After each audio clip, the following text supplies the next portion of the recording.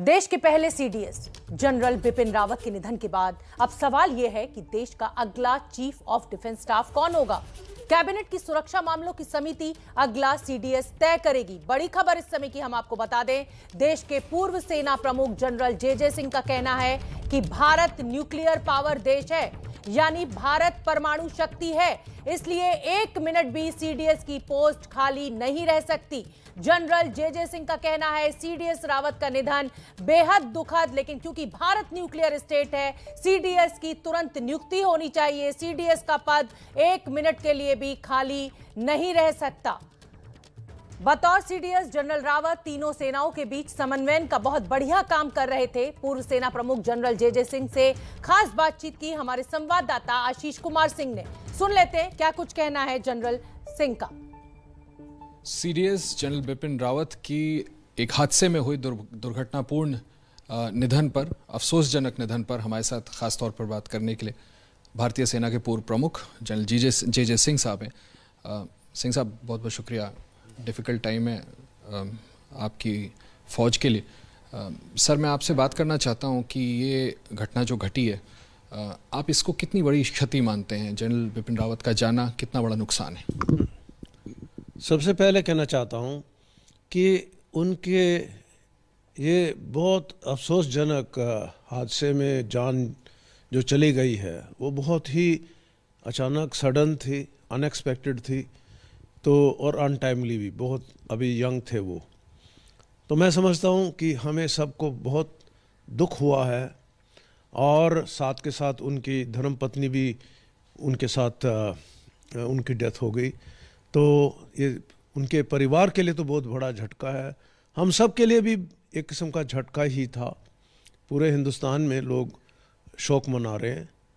तो इससे मैं समझता हूँ कि हमें आगे क्या करना है उसके बारे में सोचना पड़ेगा, पर फिलहाल हम उनको श्रद्धांजलि देना चाहते हैं। जनरल साहब, आपसे ये मैं समझना चाहता हूँ सर कि जो मौजूदा चुनौतियाँ हैं भारत की, नेबरिंग कंट्रीज से, चाइना हो, पाकिस्तान हो, अफ़गानिस्तान में हमने तब्दीली देखी, इनको देखते हुए ये कितनी बड़ी चुनौती है अब उनका चला जाना? कितना बड़ा लॉस है इन चुनौतियों को अगर हम रीजनल देखें?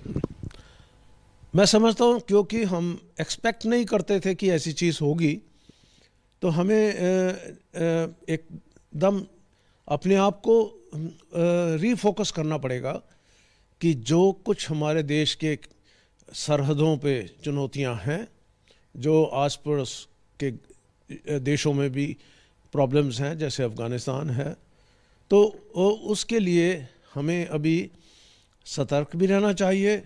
लेकिन मैं समझता हूँ हमारी फ़ौजें, armed forces, army, navy, air force बहुत सक्षम हैं कि इस तरह से अगर अब बदलाव होगा तो हम हमारी चुनौतियों का सामना ठीक तरह से कर सकेंगे।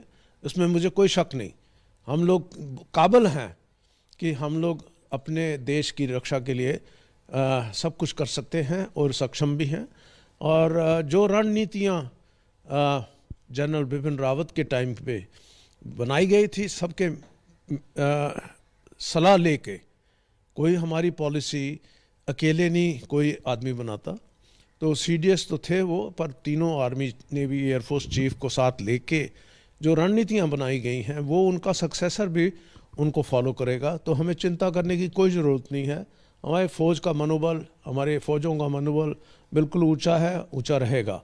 सर, जैसा मैंने आपको पहले ही कहा कि जो रीजनल चुनौतियां हैं उसको देखते हुए इस पोस्ट को आपको लगता है क्या कि ज़रूरत है कि जल्द से जल्द भरा जाए? कब तक हम इसको खाली रख सकते हैं? क्या इमीडिएट अपॉइंटमेंट होना चाहिए? ये बहुत अच्छा सवाल है। अब आप जानते हैं कि हम एक परमाणु शक्ति हैं, न्यूक्लियर पावर स्टेट है, तो इसलिए हमारे देश में एक मिनट भी ये पोस्ट खाली नहीं रह सकता। जो उनका काम है इंटीग्रेट करना तीनों सर्विसेज को, कोई भी चुनौती कभी भी आ सकती है, किसी पल भी आ सकती है, तो हम ऐसा तो हालत में नहीं होना चाहिए कि हमारा सीडीएस नहीं है। तो इमीडिएटली जो सीसीएस की मीटिंग हुई थी कल, उसमें उन्होंने तय किया होगा कि ऑफिशिएटिंग, मतलब काम करने के लिए, इंटरिम अरेंजमेंट के लिए नेक्स्ट सीनियर मोस्ट जो होना चाहिए, जो chairman chief of staff committee हमारा पुराना सिस्टम होता था, उसमें senior most arm forces chief, मतलब आर्मी, नेवी, एयरफोर्स, जिसने सबसे पहले अपना आर्मी या नेवी या एयरफोर्स का कमांड लिया, तो वो सीनियर होता है। तो उसको पहले ही अभी गवर्नमेंट ने दे दिया होगा आदेश कि जब तक हम फैसला नहीं करते एक परमानेंट सीडीएस का, तब तक आप संभालेंगे। तो इसलिए वो ऑलरेडी हो चुका है और मुझे कोई शक नहीं है कि कुछ भी चुनौती आएगी उसके लिए ऑफिशिएटिंग सीडीएस ऑलरेडी जगह में है, उसको बताया गया है। अब कौन है ये नहीं मैं कह सकता हूँ, लेकिन ये हो नहीं सकता आज के देश में, आज के टाइम में, कि देश का सीडीएस पोस्ट वेकेंट रहे। सर, ये आपका असेसमेंट है या ये आप जानकारी भी दे रहे हैं कि किसी को ये? मैं कह सकता हूँ कि मैं जानकारी, मेरे को किसी ने इसके बारे में बताया नहीं है, लेकिन ये मेरी लाइफ की एक्सपीरियंस में है, दूसरे देशों को देख के ये तजुर्बा है। आपको सर ऐसा लगता है कि एक परमानेंट सीडीएस की भी अपॉइंटमेंट जल्द से जल्द कर देनी चाहिए? ये वो तो होगा ही कि बिपिन रावत जो परमानेंट सीडीएस थे, उनकी जगह पे परमानेंट सीडीएस का अपॉइंटमेंट जल्द होगा। लेकिन उससे पहले, जैसे मैंने कहा, 1 मिनट भी ये पोस्ट खाली नहीं हो सकता, तो दूसरा किसी को ऑफिशिएटिंग अपॉइंटमेंट के नाम पे जिम्मेवारी दी गई होगी। सर, एक चीज़ ज़रूर आपके रिच एक्सपीरियंस से समझना चाहूँगा। कारगिल रिव्यू कमेटी थी जिसमें ये बात आई थी कि तीनों फोर्सेस के चीफ्स में इसको रोटेटरी बेसिस पे रखा जाए। आपको क्या लगता है कि किसको बनाना चाहिए? क्या उस रोटेशन की प्रक्रिया का पालन होना चाहिए या क्या प्रोसीजर है सर? कौन बन सकता है? जी, उन्होंने सीडीएस बोला था, सीडीएस बनाया जाना चाहिए ताकि तीनों फौजों को बीच में तालमेल अच्छा हो और उनका जो इफ़ेक्टिवनेस है वो कारगर ज़्यादा हो। ठीक है, तो उसमें ये नहीं कहा गया था कि ये रोटेशन से होगा या क्या होगा। उसकी सिलेक्शन गवर्नमेंट के ऊपर है। वो जो भी समझते हैं सबसे काबिल है, जो भी ये काम पूरा कर सकता है, उसको बनाएंगे। सर, ये स्पेकुलेशन है कि आर्मी चीफ चूंकि सबसे सीनियर हैं उनको बनाया जा सकता है, या क्या इस प्रक्रिया में सर रिटायर्ड ऑफिशियल्स को भी जगह मिल सकती है? प्रोसीजर क्या होता है सर? देखिए, ये गवर्नमेंट का फैसला है। अब कई देशों में, अमेरिका में फॉर एग्जांपल, रिटायर्ड को भी बना दिया था, लेकिन वो हमारा को दूसरे देशों का फार्मूला अप्लाई नहीं करना, हमें जो हमारे देश के लिए मुनासिब है वही करना चाहिए। तो मैं समझता हूँ कि ये फैसला जो परमानेंट सीडीएस का है वो गवर्नमेंट का फैसला होगा और वो देखेंगे कि कौन सबसे काबिल है, कौन सबसे ज़्यादा एक्सपीरियंस्ड है और कौन इस काम को सबसे बेहतर तरीके से कर सकता है, उसको बनाएंगे। नए सीडीएस की प्रक्रिया कोई तय लेड आउट प्रोसीजर है क्या? नहीं, उसके लिए गवर्नमेंट के अंदर प्रोसीजर ज़रूर होगा कि हमको ये क्वालिटीज़ देखनी है, क्योंकि जो भी चीफ के रैंक के पर पहुंच जाता है या 3 स्टार का जनरल बन जाता है या एयर मार्शल बन जाता है या एडमिरल बन जाता है, उनमें आउटस्टैंडिंग क्वालिटीज़ होनी चाहिए, तभी वो बनते हैं।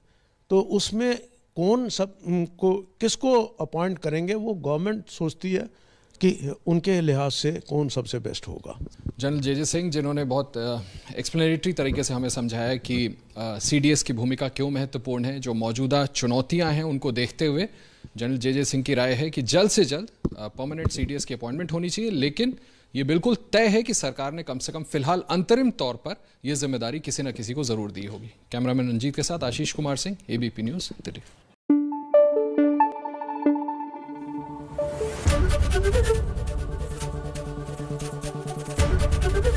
एबीपी न्यूज़ आपको रखे आगे।